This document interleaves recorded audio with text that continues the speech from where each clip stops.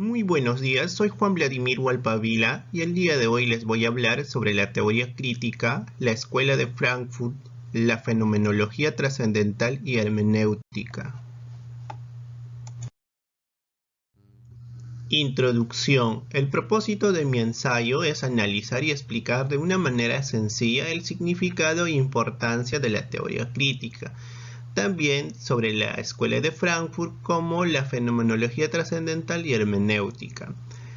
Este ensayo se va a dividir en 5 partes. En la primera parte les voy a hablar sobre la escuela de Frankfurt, cómo esta escuela dio nacimiento a la teoría crítica, ¿no?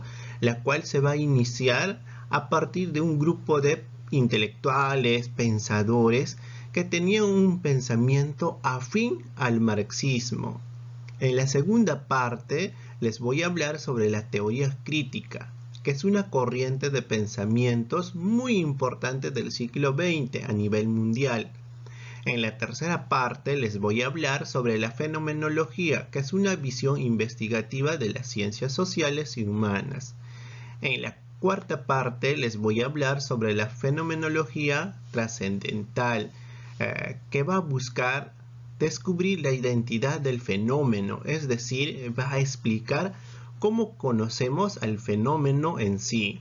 En la quinta parte les voy a hablar sobre la hermenéutica, que va a buscar comprender al fenómeno en toda su multiplicidad, o sea, de manera general, y va a explicar cómo es el ser. Al finalizar, les voy a dar una conclusión sobre la teoría crítica y la escuela de Frankfurt. Desarrollo. La escuela de Frankfurt.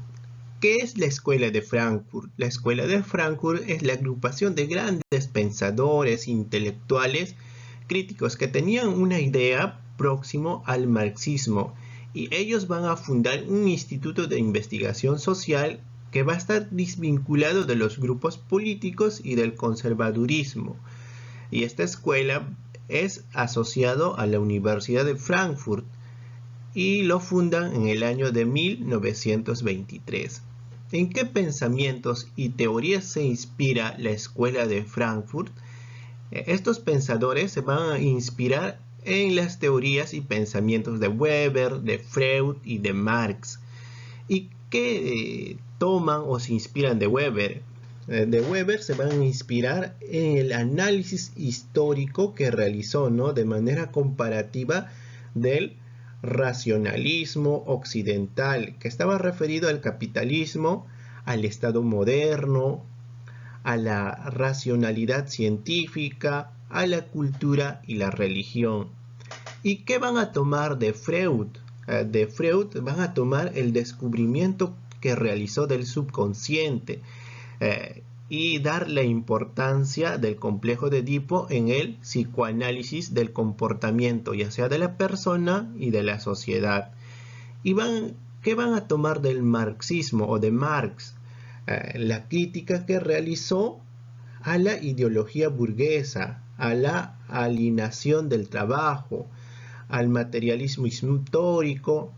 Y Marx, ante todo, va a ver a la historia como la lucha de clases y la explotación del trabajador en cada época histórica. La escuela de Frankfurt se va a dividir en 3 etapas. La primera etapa va a comprender desde su creación en 1923 hasta 1937. A esta primera etapa se le va a conocer porque está enfocado netamente en el materialismo. También en esta época va a nacer la teoría crítica, ¿no? También se va a reformular el pensamiento marxista, ¿no? Y hablando un poco de historia en esta época, la escuela va a cerrar en 1933, ¿no? ¿Por qué? Por el antisemitismo alemán y también por el origen judío de la mayoría de los pensadores y creadores de la escuela, ¿no?, quienes van a transferir fondos a Suiza para así poder reabrir primero en Ginebra, ¿no? Luego de ello van a irse a París Y finalmente la escuela va a refundarse en Nueva York, Estados Unidos. En la segunda parte va a comprender entre los años de 1937 y 1940. A esta época se le va a llamarse como la época de la teoría crítica, ¿no? Donde se va a interpretar críticas a la sociedad, a las revoluciones, a las guerras, al nazismo, fascismo, al totalitarismo y entre otras cosas, ¿ya? En la tercera etapa comprende entre 1940 y 1945. Se le va a denominar la época de la crítica a la razón instrumental.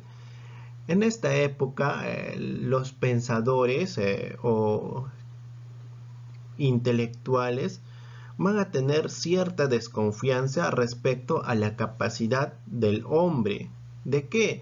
De construir una sociedad humana que sea pues justa y racional.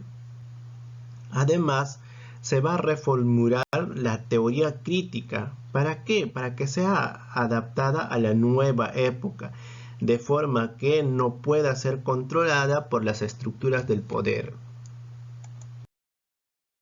La teoría crítica. La teoría crítica es una teoría que va a analizar de manera crítica la dominación, la desigualdad y la explotación, ¿no?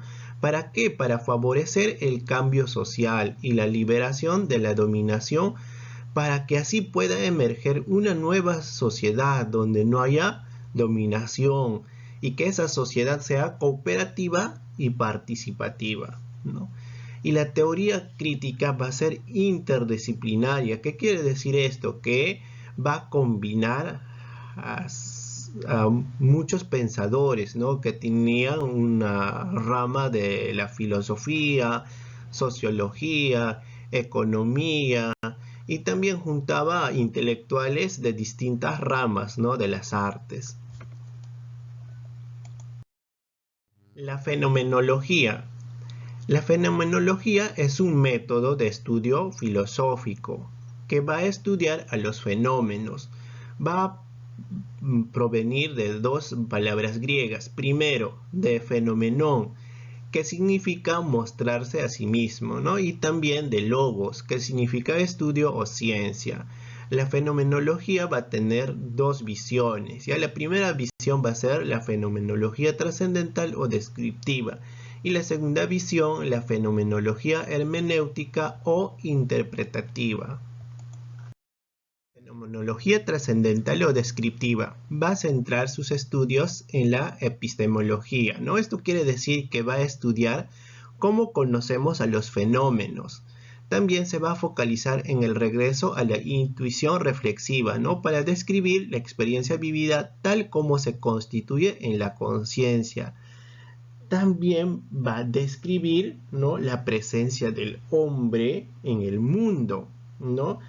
Y así como también la presencia del mundo para el hombre. Como su máximo representante tenemos a Edmundo Husserl, ¿no? Que tenía una visión descriptiva, ¿no? Y su propósito era hacer evidente la experiencia original por medio de la intuición. Fenomenología hermenéutica o interpretativa. Primero, con la palabra hermenéutica se hace referencia al arte o técnica de interpretar textos. Este estudio se va a centrar en la ontología. Esto quiere decir en el ser o cómo es el ser. Va a buscar apropiarse del significado ya implícito en la experiencia vivida. ¿Mediante qué? Mediante un proceso de pensamiento que sea orientado por la destrucción y luego su construcción para lograr interpretarlo como su verdad. Además, revelar los fenómenos ocultos y en particular su significado, ¿no? Y su máximo representante va a ser Martin Heidegger, ¿no? Y Heidegger era un intelectual que enseñaba el arte de pensar, ¿no? Y criticaba la forma de pensar tradicional. Y él nos presentaba una nueva forma de pensar que era innovadora, ¿no? Donde, ¿no?, se buscaba mostrar y hacer que algo se muestre, ¿no?, y se haga presente. Esto quiere decir que se centraba en las cosas desde el comienzo y desde los orígenes. Conclusión: se puede concluir que la escuela de Frankfurt y la teoría crítica son las escuelas de pensamiento más influyentes del siglo XX, ¿no?, ya que van a replantear de manera crítica la forma de estudiar los aspectos que conforman la sociedad, como la cultura, la economía, la psicología, entre otras, ¿no? Otra conclusión: la fenomenología trascendental se va a ocupar de describir la experiencia vivida tal como se da en la conciencia, ¿no? También va a describir la presencia del hombre en el mundo y la presencia del mundo para el hombre. Tercera conclusión: la fenomenología hermenéutica va a buscar apropiarse del significado ya implícito en la experiencia vivida, ¿no? ¿Mediante qué? Mediante un proceso de pensamiento que está orientado hacia la destrucción y de ello construir hasta lograr interpretarlo como su verdad, ¿no? Además, va a revelar fenómenos ocultos y en particular va a buscar sus significados. Muchas gracias por la atención prestada.